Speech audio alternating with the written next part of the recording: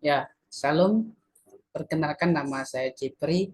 Saya mahasiswa dari Prodipak S1. Saya akan menyampaikan hasil presentasi saya, yaitu mengenai tugas, peran, dan tanggung jawab seorang guru. Di sini saya akan menyampaikan pengertian dari seorang guru. Ya, secara umum dalam bahasa Indonesia, pengertian guru adalah merujuk sebagai pendidik profesional dengan tugas utama yaitu mendidik, mengajar, membimbing, mengarahkan, melatih, menilai, dan mengevaluasi peserta didik. Nah, jadi seorang guru itu adalah sosok yang dapat membentuk jiwa dan watak peserta didik. Guru mempunyai kekuasaan untuk membentuk dan membangun kepribadian anak didik menjadi seorang yang berguna bagi agama, nusa, dan bangsa. Jadi di sini guru bertugas mempersiapkan manusia susila yang dapat diharapkan membangun dirinya dan membangun bangsa dan negara. Selain itu dalam undang-undang guru itu dan atau dosen disebutkan bahwa guru adalah pendidik profesional dengan tugas utama yaitu mendidik, mengajar, membimbing, mengarahkan, melatih, menilai, dan mengevaluasi peserta didik pada pendidikan. Nah, selain ini, di sini saya akan melihat juga bahwa guru itu merupakan uh, jabatan atau pekerjaan yang memerlukan keahlian khusus sebagai guru. Dan hal ini tidak semua orang dapat melakukannya. Dalam konteks ini, tugas guru meliputi mendidik, mengajar, dan melatih. Mendidik berarti meneruskan dan mengembangkan nilai-nilai hidup. Mengajar berarti meneruskan dan mengembangkan ilmu, pengetahuan, dan teknologi. Atau tugas guru sebagai pendidik berarti meneruskan dan mengembangkan nilai-nilai hidup kepada anak didik.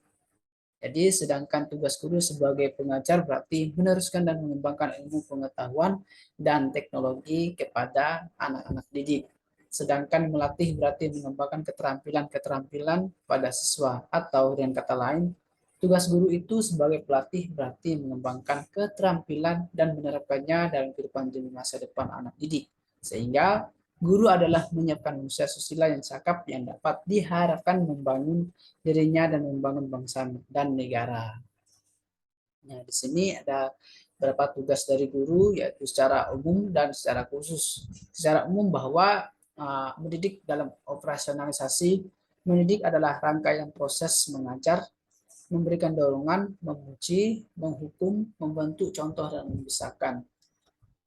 Sedangkan tugas secara khusus, yang pertama itu sebagai pengajar. Dalam arti, guru bertugas merencanakan program pengajaran, melaksanakan program yang telah disusun, dan melaksanakan penilaian setelah program itu dilaksanakan. Yang kedua, sebagai pendidik, guru bertugas mengarahkan peserta didik pada tingkat kedewasaan yang berkepribadian sempurna. Yang ketiga, sebagai pemimpin. Sebagai pemimpin, guru bertugas memimpin dan mengendalikan diri sendiri, peserta didik, dan masyarakat yang terkait, menyangkut upaya pengarahan, pengawasan, pengorganisasian, mengontrol yang dilakukan. Peran guru, perkembangan baru terhadap pandangan belajar mengajar membawa konsekuensi kepada guru untuk meningkatkan peranan dan kompetensinya. Karena pada dasarnya proses belajar mengajar dan hasil belajar peserta didik sebagian besar itu ditentukan oleh peranan dan kompetensi guru. Jadi guru yang kompeten akan lebih mampu menciptakan lingkungan belajar yang efektif dan akan lebih mampu mengelola kelasnya sehingga hasil belajar peserta didik berada pada tingkat optimal. Nah, jadi beberapa peranan yang dianggap paling dominan dan diklasifikasikan sebagai berikut. Yang pertama, guru sebagai organisator. Guru berperan untuk menciptakan proses edukatif yang dapat dipertanggungjawabkan baik secara formal maupun secara moral. Yang kedua, guru sebagai demonstrator. Sebagai demonstrator dan pengajar, guru hendaknya senantiasa menguasai bahan atau materi pelajaran yang akan diajarkan, serta senantiasa mengembangkan dan meningkatkan kemampuan yang dimilikinya. Salah satu yang harus diperhatikan oleh guru bahwa ia sendiri adalah pelajar. Ini berarti bahwa guru harus belajar terus-menerus. Dengan cara demikian, ia akan memperkaya dirinya dengan berbagai ilmu pengetahuan. sebagai bekal dalam melaksanakan tugasnya sebagai pengajar dan demonstrator, serta mampu memperagakan apa yang diajarkannya sehingga apa yang disampaikan itu betul-betul dimiliki oleh anak didik. Yang ketiga, guru sebagai pengelola kelas. Guru dalam peranannya sebagai pengelola kelas hendaknya mampu mengelola kelas sebagai lingkungan belajar serta mengorganisasikan lingkungan sekolah. Lingkungan ini diatur dan diawasi agar kegiatan-kegiatan belajar terarah pada tujuan-tujuan pendidikan. Yang keempat, guru sebagai fasilitator. Sebagai fasilitator, guru memberikan fasilitas atau kemudahan dalam proses belajar dan mengajar. Yang kelima, guru sebagai mediator. Sebagai mediator, guru hendaknya memiliki pengetahuan dan pemahaman yang cukup tentang media pendidikan, karena media pendidikan merupakan alat komunikasi untuk lebih mengefektifkan proses belajar mengajar. Yang keenam, guru sebagai motivator. Sebagai motivator, guru hendaknya dapat mendorong anak didik agar semangat dan aktif belajar. Yang ketujuh, guru sebagai inspirator. Sebagai inspirator, guru harus memberikan inspirasi bagi kemajuan belajar peserta didik. Persoalan belajar adalah masalah utama anak didik. Guru harus dapat memberikan petunjuk bagaimana cara belajar yang baik. Yang kedelapan, guru sebagai klimator. Sebagai klimator, guru berperan untuk menciptakan iklim belajar yang kondusif dan menyenangkan. Yang ke-10, guru sebagai inisiator. Sebagai inisiator, guru harus dapat menjadi pencetus ide-ide kemajuan dalam pendidikan dan pengajaran. Yang ke-11, guru sebagai kulminator. Sebagai kulminator, guru adalah orang yang mengarahkan proses belajar secara bertahap dari awal hingga akhir. Dengan rancangannya, peserta didik akan melewati tahap kulminasi, suatu tahap yang memungkinkan setiap peserta didik bisa mengetahui kemajuan belajarnya. Guru sebagai evaluator. Setiap jenis pendidikan atau bentuk pendidikan, pada waktu tertentu selama satu periode pendidikan, guru selalu mengadakan evaluasi atau penilaian terhadap hasil yang telah dicapai, baik oleh pihak terdidik maupun oleh pendidik.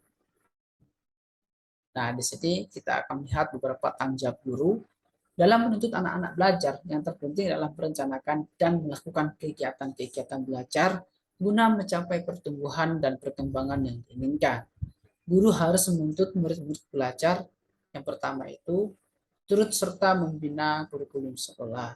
Yang kedua, melakukan pembinaan terhadap diri siswa. Yang ketiga, memberikan bimbingan kepada murid.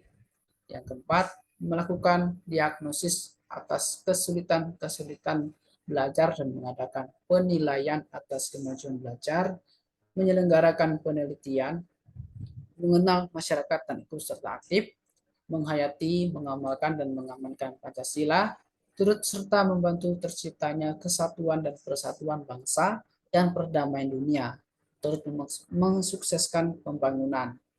Yang ke-10, tanggung jawab meningkatkan peranan profesional guru.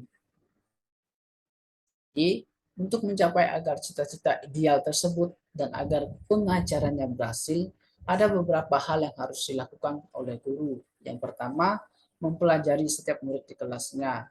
Yang kedua, merencanakannya, menyediakan dan menilai bahan-bahan belajar yang akan dan atau telah diberikan.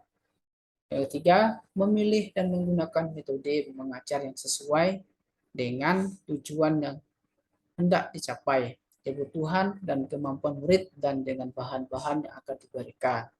Yang keempat, memelihara hubungan pribadi seerat mungkin dengan siswa.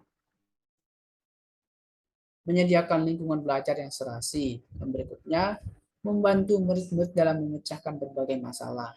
Yang terakhir, mengatur dan menilai kemajuan belajar siswa. Ya, jadi di sini kita akan melihat beberapa kesimpulan. Menjadi catatan bagi guru bahwa tanggung jawab guru tidak hanya menuangkan ilmu pengetahuan ke dalam otak anak didik, tetapi yang terpenting adalah membentuk jiwa dan watak anak didik. Sebab pendidikan dilakukan tidak semata-mata dengan perkataan, tetapi dengan sikap, tingkah laku, dan perbuatan. Patut diingat bahwa Bimbingan diberikan kepada anak didik tujuannya agar mampu mengenal dirinya sendiri, memecahkan masalahnya sendiri, mampu menghadapi kenyataan, dan memiliki stamina emosional yang baik. Bimbingan ini sebenarnya tidak mesti menjadi tanggung jawab guru saja, seperti terjadi pada sekolah umumnya. Akan tetapi, penulis berpendapat bahwa semua guru terlibat langsung dalam memberikan bimbingan yang menjadikan profesi guru sebagai manusia yang selalu menjadi teladan terhadap anak didiknya. Jadi, demikian presentasi yang saya sampaikan. Kurang dan lebihnya saya minta maaf dan Tuhan terima kasih. Shalom.